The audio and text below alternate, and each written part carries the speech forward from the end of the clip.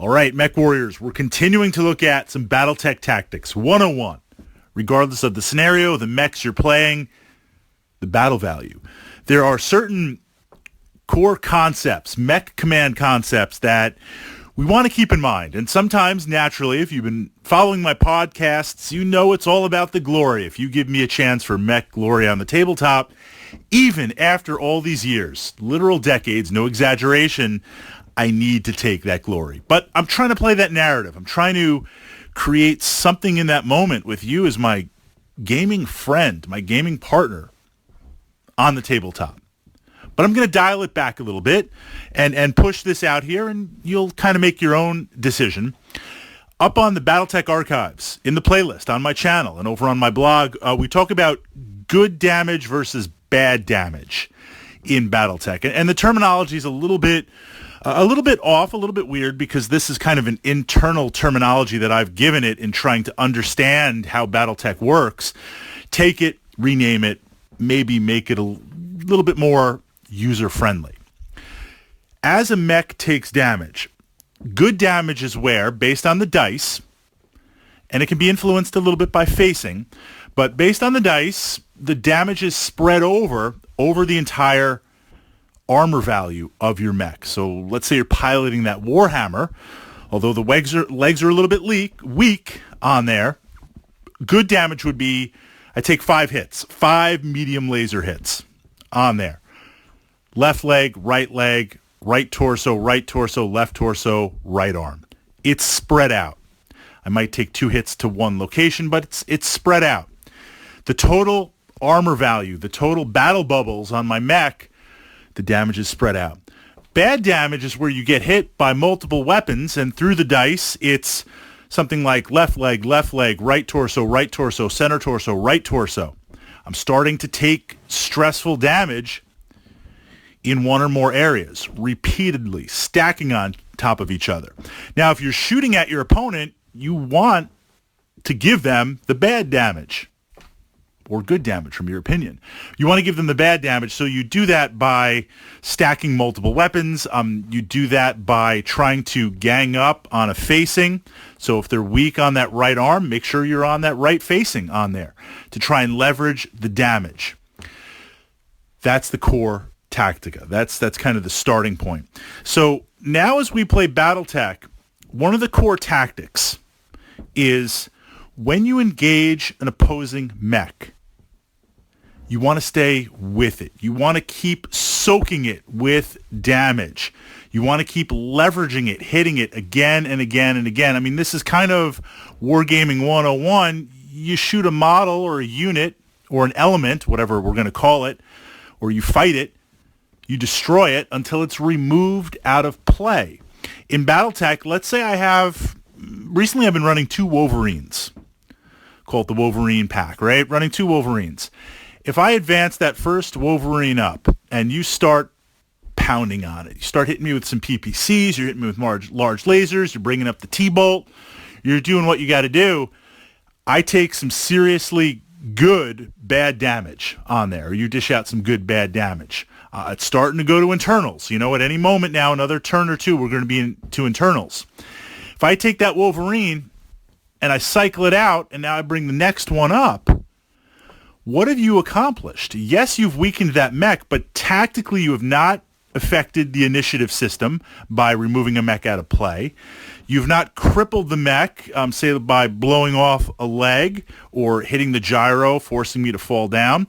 You haven't even reduced its combat efficiency in terms of dice. So maybe internal damage, blew off some weapons. Maybe you hit some of the leg components, now moving a lot slower. You haven't really accomplished much, and the weapons output of both of my Wolverines, they're still there. So I'm going to do my best tactically to cycle through my mechs. I'm going to have mechs that are going to lead based on the mission, based on what I'm playing, based on the configuration. I can't tell you exactly what that's going to be, but I'm going to lead with those mechs. I'm going to keep an eye on the damage. As I start taking bad damage, I'm going to look to cycle them back and push other mechs forward. Hopefully my mechs, based on battle value, complement each other. So hopefully the mechs I'm pushing forward have some long-range weapons and some medium-range weapons. So as I approach, I'm firing off the long-range stuff.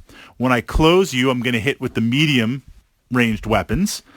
The second tier of mechs are hitting you with my long-range stuff, and now once I start taking damage on that first tier, that first line, they'll pull back, hit you with the long-range stuff. The second wave will now push forward. So there's this interchange back and forth. So you need to do your best that once you start to damage me, once you start to really break through with that bad damage that I'm taking, push the attack, leverage the attack, focus it on there. And this is now where having a support mech, support elements in your list, possibly a dedicated support mech, becomes vital. I define a support mech as, if we're talking inner sphere, a mech that's got a PPC, a mech that's got long-range missile capacity potential on there that can reach out a number of hexes and lay down some fire. It might have one or two of these. So a Warhammer could be a support mech on there. It's also a frontline type mech. It's also got other things. An example, a Cyclops. Cyclops could be a support mech. It's actually a great example. It's got the long-range missile 20-pack. I've been feeling the Cyclops recently. It's got the LRM 20-pack on there. And it also has the lasers and the autocannon 20 beast mode when it gets close. But it's not a dedicated support mech. Dedicated support mech would be a prime example that I play and I like, the Jaeger mech. Or if we're looking to save some battle value, downgrade the chassis on there, Jaeger mech Junior, the Blackjack. You have some autocannons. You've got some range on there. So in the beginning of the game, these dedicated support mechs, meaning you're putting all your battle value in one specific range and pushing it out there, those support mechs, they got a little DACA. They got a little bit of dice on the table. I mean, look, I could get lucky. I could score like a center torso critical hit, blow it off, roll 3 crits, engine, gyro, take you out. I mean, that's... Last time that happened to me was about a year and a half ago. I say a year and a half ago because I remember it. It was a trial of possession with the clans. I'm repping Jade Falcon. I'm ripping. I'm doing really well. And I'm running 2 summoners. I'm running Thor and Loki on there. And Thor just goes up, and I think it was a dice sheet. I took 1 SRM hit. Roll for cluster, 1 hit. 2 points. Center torso. Crit. Snake eyes on there. Roll to confirm. Confirmed. Roll for, how many you take? 3. 3. Okay, roll. Engine. I'm out. I'm like, wait, what? I mean, it's just crazy. I remember because it happened. That could happen. I'm not going to count on that happening, but that is the charm of Battletech. But on the way in, I don't expect those autocannons on the Jaeger mech or the Blackjack to really do that much. But look, we're going to put some dice on the table. We're going to find out what your plans are, and we're going to see what we can do. But now when we're 3, 4, 5 turns in, X number of turns in, a couple of mechs are missing some limbs, you've been expending some ammo, parts of the gaming board are on fire, we're committed. This battle is joined. We are doing the Battletech thing. At that point, when you start cycling your mechs back, either because it's gone to internals or you've taken some damage where you've got 3 or 4 armor bubbles left on an otherwise pretty intact T-bolt, that's where that Jaeger mech's sitting waiting. That's where that Blackjack is now going to turn its attention and just boom, boom, boom, boom, boom, boom, every turn laying that down. And even with you cycling back, that's where I'm going to punch through. So I'm going to try to have my front line engaging. I'm going to try to punish you. I'm going to try to isolate mechs. I'm going to focus everything on one mech as best I can. But as you cycle back, I need something to keep that pressure on there because we want to focus, fire, and eliminate.